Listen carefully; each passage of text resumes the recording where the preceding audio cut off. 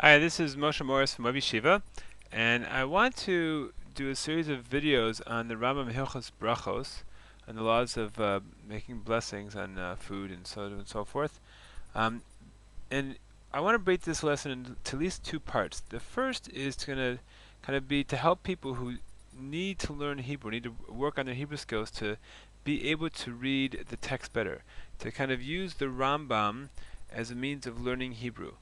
This is something that I did. I mean, I actually did this more with Mishnahs, but when I was trying to learn Hebrew, I found that what helped me at least as much, if not more, than reading a book or studying the Hebrew language in and of itself was learning the language in context. Reading words and phrases in context, seeing concepts in context. It's not just helpful for my Hebrew, but also for learning. So I want to take the Rambam as an opportunity to do that. The Rambam contains a lot of concepts and ideas that we'll find in when you learn, and also the Hebrew is relatively easy, so it seems to be like a nice place to start. It's also a very logically organized work. Uh, so with that said, let's actually just begin, and I just want to explain a little bit of just this one sentence. We're going to start with this one sentence right here, this sentence right here, and just help you understand a little bit of the Hebrew that's going on here. So the Rambam starts with this phrase, mitzvat aseh achat. This is also, I should just point out, this is called the koteret. Here it's called the hakdama. But in the beginning of each set of halachas, the Rambam has a short list of the raisa, the mitzvahs that appear in that halacha, the mitzvahs that come from the Torah in that halacha. So here in Hilchot Berachot, we actually find that there's only one mitzvah. That's the Rambam says here. Mitzvat aseh, a positive commandment. Aseh really means doing, and mitzvah is a commandment. So a positive commandment, achat. There's one. Vihi, and what is it? And it is. He either means she or it, and in this context it means it. It is, that positive commitment is, Levarech et Hashem Hagadol Kadosh. So let's break this down. The first thing you have to understand, this word levarech is a verb, and the shorsh of the verb is beit reish chaf, and beit reish chaf means bless. Now verbs are formed, and even nouns are formed, based around these shorshim, these little roots, and you combine them in different ways to get different meanings. So here, when you have lamed in front of the shorsh, it means to do the action, whatever the verb is. So here it means to bless. So there's one commandment, and what is that command? That is to bless et Hashem Hagadol v'Kadosh. So let's break this down now. Now this word et is a difficult word in the Hebrew language. And what in this context at least it means is it indicates the direct object. Now by direct object, let me just explain something that works in verbs. I don't know in all languages, but certainly the languages that I'm familiar with. And that's that there's two types of verbs. For instance, let's compare to throw and to walk. You throw something. You throw a ball, you throw a rock, you throw a book, you throw whatever you throw. There's an object that you throw. And so there's the action that you're doing, throwing, and there's the direct object of your action, what you're acting upon. So I throw the book, so the book would be the direct object.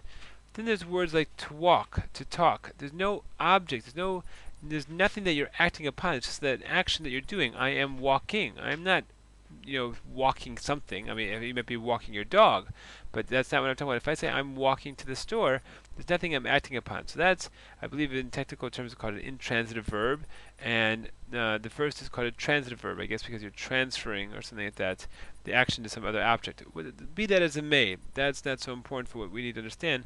This word et here indicates what is the direct object of the verb. So the varech, so evidently blessing is not an intransitive type of action. It's not something it's not like walking or talking. It's something that you do something else. You bless something else. So here, and this will actually get to some philosophical problems later, you're blessing Hashem Hagadol v'Kadosh. We'll leave out Hagadol v'Kadosh for a second, and we'll just say Hashem. Hashem means the name. Hey means the, and Shem means name in Hebrew. So you are blessing the name. Now the name is just kind of a euphemism or kind of a code for HaKadosh Baruch Hu, for God. So the one commandment, the positive commandment of in all Hilchos Berachos is to bless the name, and then we have this Hagadol v'Kadosh. But that's the object of your action. What is Hagadol v'Hakadosh? These qualify, these are adjectives of this noun. Shem is a noun. So Gadol v'Kadosh are adjectives that describe that noun. And here you have the hey in front. So since it's Hashem, if I remember this rule correctly, so therefore the adjectives also have to have hey afterwards. So the adjectives follow the noun. It's not like we say red ball. Like in Hebrew, it's more like ball red. And if you would want to say the red ball, you'd say the ball the red. That's how Hebrew works. So here you're saying it's not just the shame, but it's the great name and the holy name. So you combine these two. So in English you'd say big red ball. In Hebrew you'd say ball red big, or the ball the red and the big. That's how you would say it in Hebrew. So here you have the great and holy name. So this is the commandment, but there's another prat, another point here that has to be talked about, and that is achar achila. It's not just that you have to bless God's great and holy name, but you have to do it achar, after eating. Now, after achar just means after. It's I guess it's a preposition, and achila is another type of verb form. Again, let's note the shoresh. Here you have aleph, chaf, lamed, and in between the shoresh word, the root of this verb, you have between the second and third letter you have a yud, and afterwards at the very after end you have a hey. That's like an ing type verb in English. After eating. So that, in English would be ing, put ing. In Hebrew you stick this yud between the second and third letter of the shoresh, and you stick the hey at the very end. So all combined, you have mitzvat aseh echad, one positive commandment, and that is to bless the great and holy name after eating.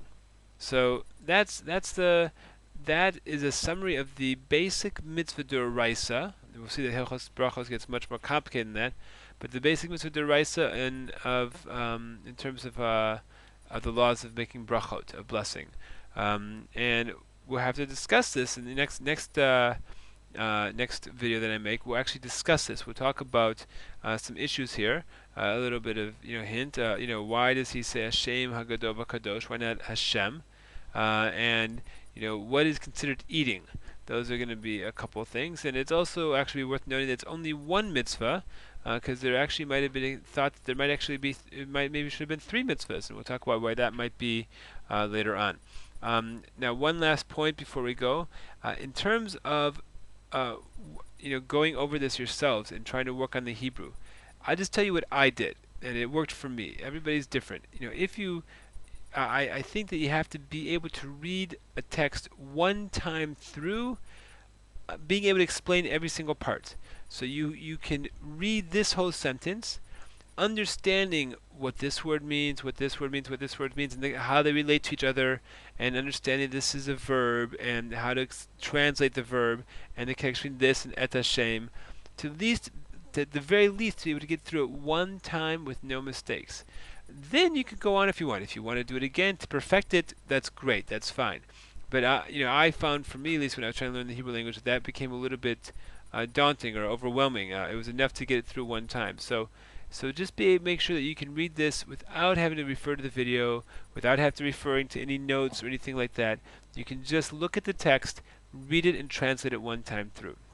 Alright, I hope you find this helpful, and we'll have more videos on the way. All the best. This is Moshe Morris in the Web Yeshiva. Be well. Bye-bye.